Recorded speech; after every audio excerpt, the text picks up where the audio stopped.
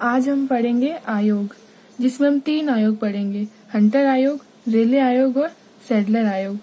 सबसे पहला आयोग पढ़ेंगे हम हंटर आयोग।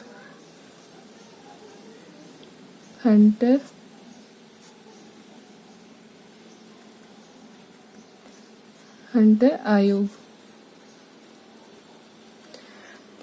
हंटर आयोग को भारत का पहला शिक्षा आयोग भी कहा जाता है। तो सबसे पहले तो है भारत का पहला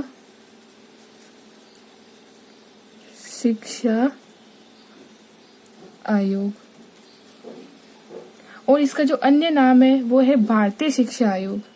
अन्य नाम हो गया इसका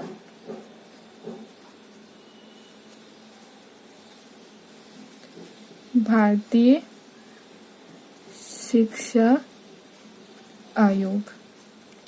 और हंटर आयोग का जो अध्यक्ष था वो था विलियम हंटर। तो अध्यक्ष हो गया इसका विलियम हंटर। और हंटर आयोग का जो गठन है वो लॉर्ड रिपन ने किया था। तो गठन किसने किया? Lord Ripon. कब किया गया था? 3 जनवरी 1882। और इसकी जो रिपोर्ट है वो इसकी रिपोर्ट दिसंबर 1882 में आई थी। और इसका जो मुख्य उद्देश्य है वो है 1854 के वुड घोषणा सिद्धांत पर कार्य करना। तो इसका मुख्य उद्देश्य हो गया मुख्य उद्देश्य क्या हो गया? 1854 के वुड घोषणा सिद्धांत पर कार्य करना।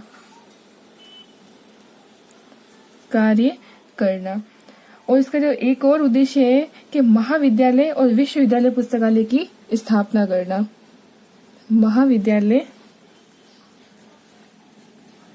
महाविद्यालय प्लस विश्वविद्यालय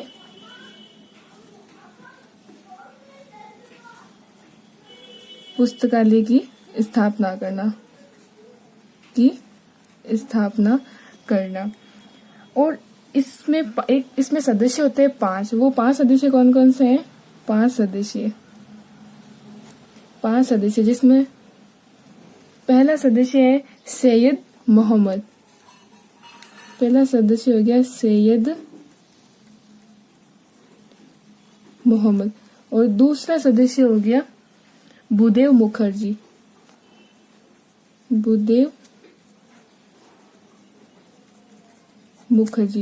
और तीसरा सदस्य हो गया अपन के केटी तेलंग।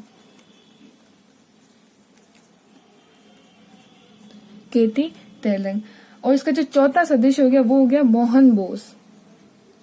चौथा सदस्य है इसके मोहन बोस। और इसका लास्ट 5वां सदस्य है जो इस आयोग का अध्यक्ष है विलियम हंटर।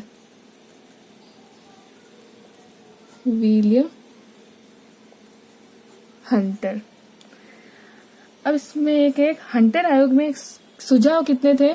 2 सुझाव थे। क्या सुझाव थे? वो सुझाव थे अपन के 2। जो भी हाई स्कूल है, हाई स्कूल में शिक्षा देना। कौन सी 2 शिक्षा? एक तो व्यापारिक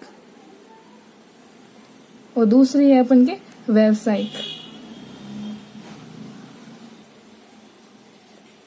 ये हो गया अपन के हंटर आयोग। अब दूसरा आयोग हम लेते हैं रेले आयोग। रेले आयोग सबसे पहले तो इसका जो अन्य नाम है वो है भारतीय विश्वविद्यालय शिक्षा आयोग। भारतीय विश्वविद्यालय शिक्षा आयोग। भारतीय विद्यालय शिक्षा आयोग। और इसका जो अध्यक्ष थे वो है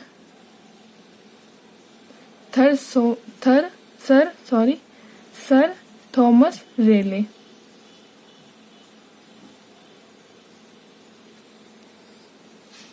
और इसका जो गठन है वो हुआ था 27 जनवरी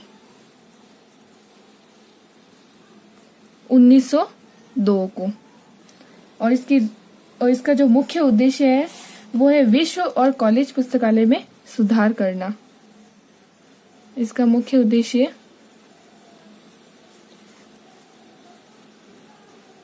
कॉलेज व विश्व पुस्तकालय में सुधार करना, और साथ ही इसमें उच्च शिक्षा में पुस्तकालय अनिवार्य होना भी जरूरी है। तो उच्च शिक्षा में पुस्तकालय अनिवार्य। अब तीसरा लास्ट आयोग है अपन के सैडलर आयोग। सैडलर आयोग सबसे पहले तो इसका भी जो अन्य नाम है वो है कलकत्ता विश्वविद्यालय आयोग। अन्य नाम कलकत्ता विश्वविद्यालय आयोग, और इसका जो अध्यक्ष है माइकल सैडलर, जो इसके नाम पर ही है, माइकल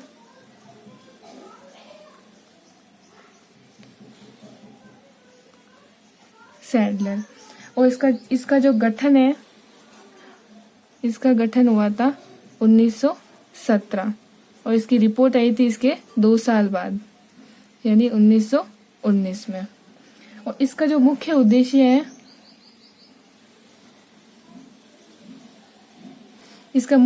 है, कलकत्ता विश्वविद्यालय का भार कम कर अन्य विश्वविद्यालय की स्थापना करना। इसका मुख्य उद्देश्य क्या हो गया? कलकत्ता विश्वविद्यालय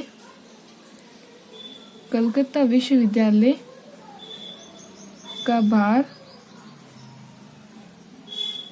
कम कर अन्य विश्वविद्यालय की स्थापना करना। और सैडलर आयोग में सबसे मोस्ट इम्पोर्टेंट क्वेश्चन है कि इस आयोग ने बात कही थी, क्या कहा? विश्व का लाइब्रेरियन किसी भी प्रोफेसर से कम नहीं होता, अतः उसे प्रोफेसर के समान ही पद और सेवा मिलनी चाहिए। विश्व का लाइब्रेरियन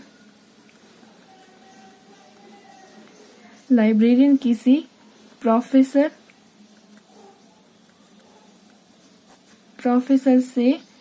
कम नहीं होता, अतः उसे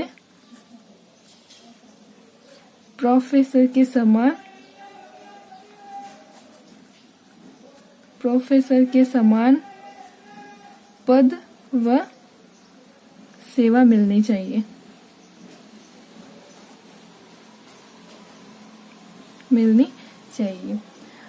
और इसके जो कुलपति थे वो थे आशुतोष मुखर्जी, जिसने सुझाव दिया था कि विश्वविद्यालय में एक स्नातकोत्तर विभाग की स्थापना करना। तो इसके जो उप कुलपति कौन थे? आशुतोष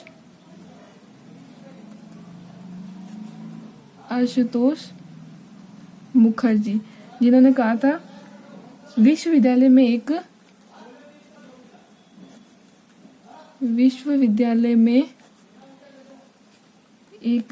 स्नातकोत्तर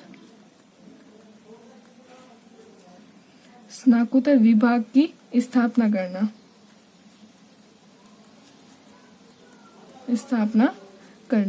ये अपन के 3 आयोग पूरे हुए, हंटर आयोग, रेले आयोग और सैडलर आयोग।